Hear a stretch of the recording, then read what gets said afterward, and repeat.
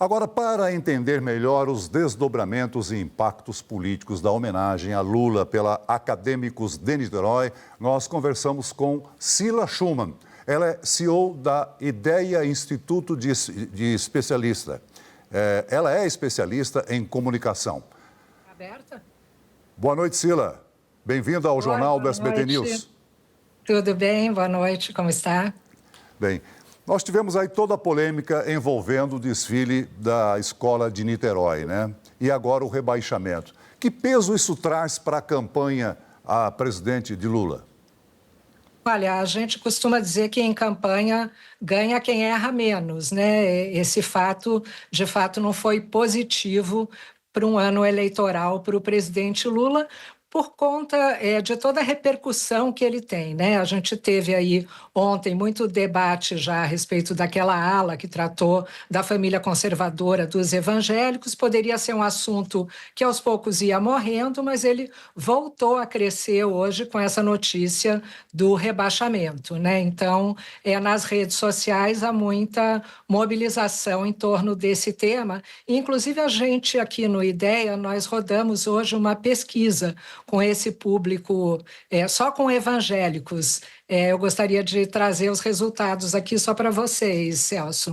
Eu vou até pegar uma colinha aqui, porque eu acabei de fechar. Nós rodamos essa pesquisa hoje à tarde com 656 respondentes de 315 municípios no Brasil que se declaram evangélicos ou protestantes.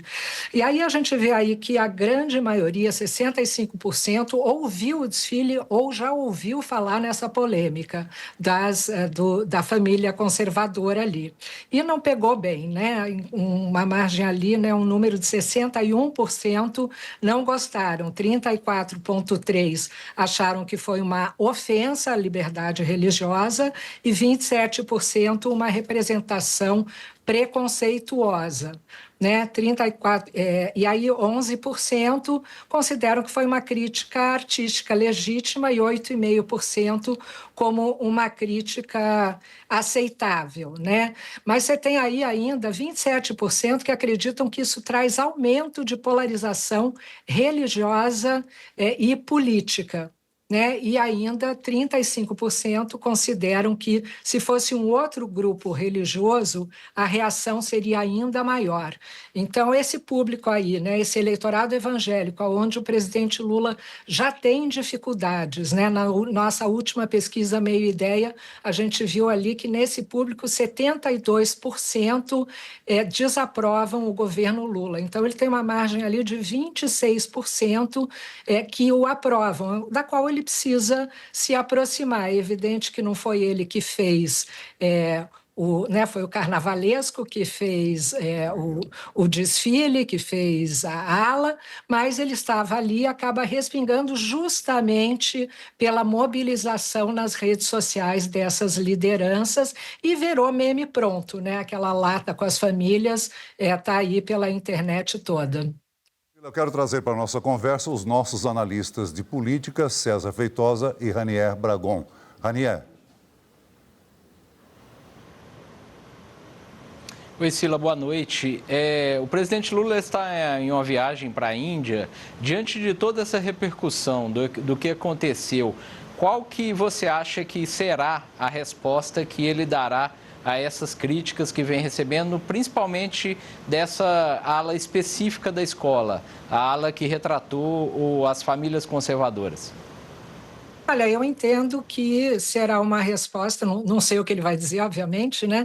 Mas eu entendo que será uma resposta no sentido de que não foi ele que criou o desfile, ele não aprovou nada, não era uma manifestação oficial dele. Acho que ele vai ter que fazer um esforço ainda maior para se aproximar das lideranças religiosas, lembrando que na última eleição ele teve ali 30% de voto evangélico, e é muito importante para ele não perder isso numa eleição que vai ser voto a voto, é uma eleição bastante disputada essa de 2026, visto que o governo tem dificuldades aí de aprovação, especialmente do merece ou não merece continuar, que é o tema principal de uma reeleição, né? O eleitor é capaz de dizer se ele quer ou não continuar com esse governo, e o governo do presidente Lula está aí no vermelho nesse quesito.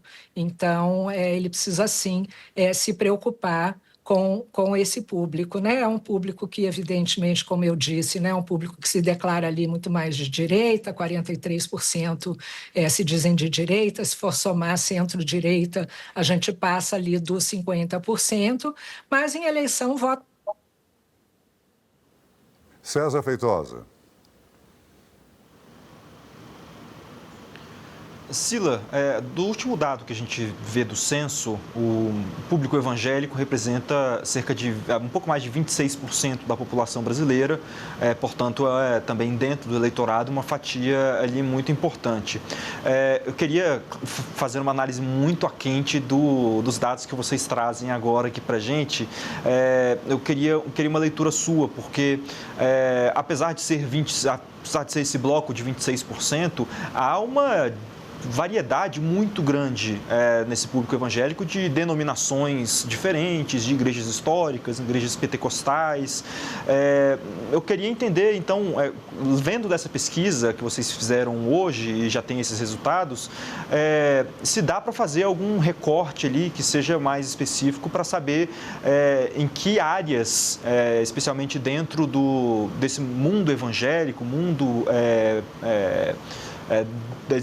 das igrejas mais históricas também, Lula acaba ficando mal na cena diante desse desfile e especialmente dessa imagem do evangélico na lata de conserva. Olha, na nossa pesquisa, o nosso recorte foi a pessoa se autodeclarar evangélica ou protestante. Nós não fizemos essa diferença.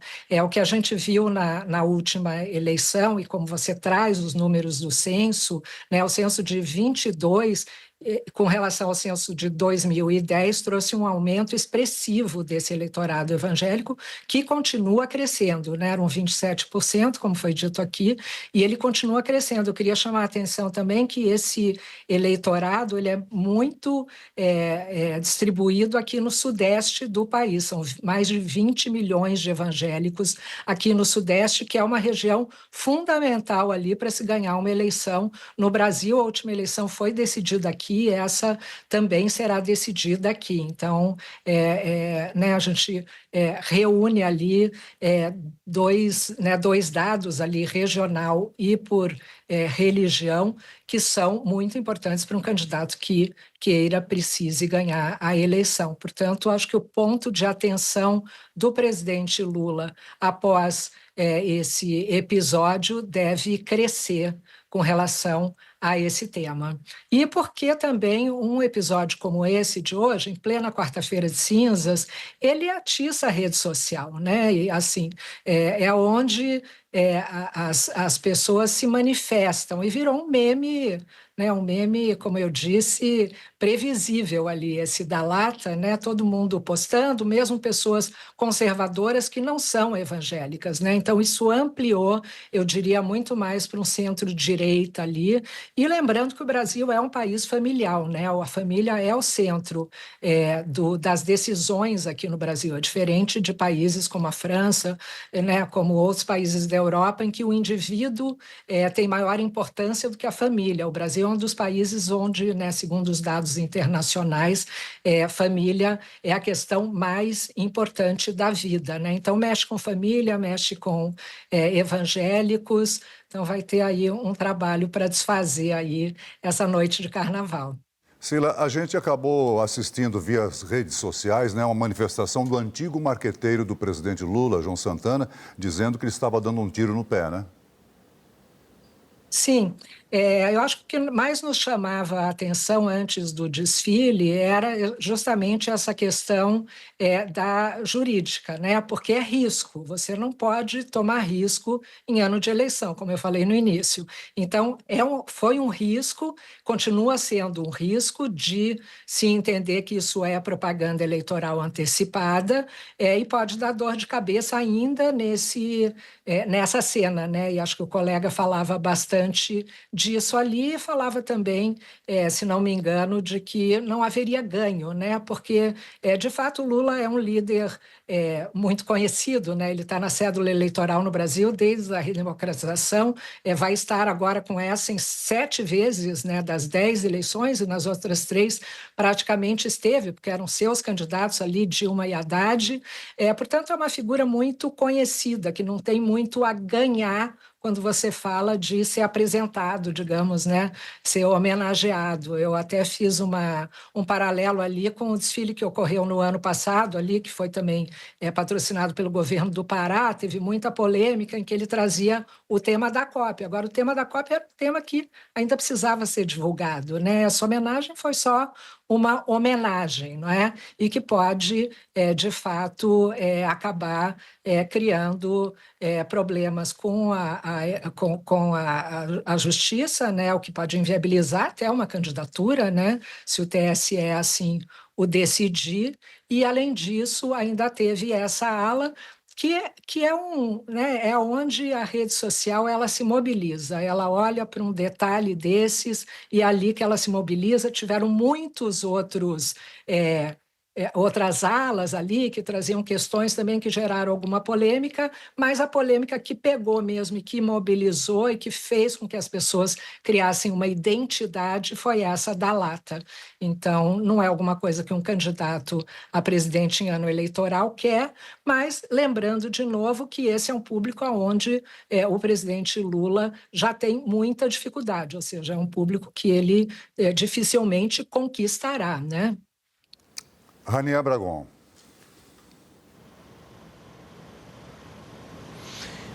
Sila, a gente está 7 meses e meio da eleição, né? A política é muito dinâmica, formada de ondas. Você acha que esse tema ele tem o potencial de permanecer e perdurar até lá? Ou isso pode se perder aí no caminho da eleição? Eu enxergo esse tema como uma avenida ali para um candidato que queira lembrar esse eleitor do quanto esse candidato, sim, é o representante deles e o quanto o PT não é o representante deles. Então, acho que ele só vai perdurar, evidentemente, levado pelas lideranças, mas não vão faltar lideranças que queiram que ele perdure, né? A gente vai viver um ano eleitoral aí, na minha visão, infelizmente, novamente, muito tenso, de muita polarização. Então, eu acredito que muitos fatos ainda vão ocorrer nesses meses, não vai ser esse o principal nem o único, mas ele poderá sim ser relembrado em momentos, por exemplo, em que o presidente Lula venha a pedir o apoio de um dos pastores, porque, como foi dito aqui, as igrejas evangélicas elas não são iguais, né? Muito pelo contrário. Então, o presidente Lula, por exemplo, em 22, ele recebeu o apoio de algumas igrejas e de alguns pastores, mas eu não tenho dúvida de que, quando isso vier a ocorrer nesse ano, esse fato vai ser lembrado. Então, vai numa soma aí reputacional que, enfim, vão ter os líderes que vão procurar relembrar a esse público porque não devem votar num candidato e devem votar em outro. César? Sila, tem outros públicos que Lula deve, pensando na sua campanha à reeleição, procurar diminuir as resistências que já se tem, pensando especificamente nas eleições de 2022, em comparação com as eleições desse ano, e se de alguma forma esse desfile, como você já falou sobre a questão da família, né, a família também enlatada, de alguma forma esse desfile pode ter atrapalhado com outros públicos para além do público evangélico? Olha, eu acho que ela atrapalha nesse público que a gente tem metade do país que é antipetista e que tem uma rejeição acentuada com relação ao presidente Lula. Então, quando esses fatos vêm, esse público ele costuma se aglutinar em volta de um tema como esse, justamente pelo antipetismo que é histórico no Brasil, né? A gente tem antipetismo desde a redemocratização. Portanto, o público, mesmo que não seja evangélico conservador, mas que seja antipetista, acaba entrando nesse enredo, para usar uma expressão que tem a ver com o carnaval. Então, acaba somando. E veja, eleição é um momento de se fazer coalizão, é um momento de se atrair mais gente, não de se isolar politicamente. É claro que o carnaval é uma manifestação artística, é um momento de sátira, não é um pronunciamento oficial, porém, no ambiente das redes sociais e da polarização que a gente vive hoje, acaba tendo um peso maior com relação a esse antipetismo, a essa rejeição. Muito bem. Eu quero aqui agradecer a participação de Cila Schumann. Ela é CEO do IDEA, Instituto de Pesquisa, especialista em estratégia de comunicação. Muito obrigado pela sua participação, esclarecendo aí esses impactos, né, a respeito da participação, da homenagem do presidente Lula na Avenida Sapucaí. Obrigado, Cila.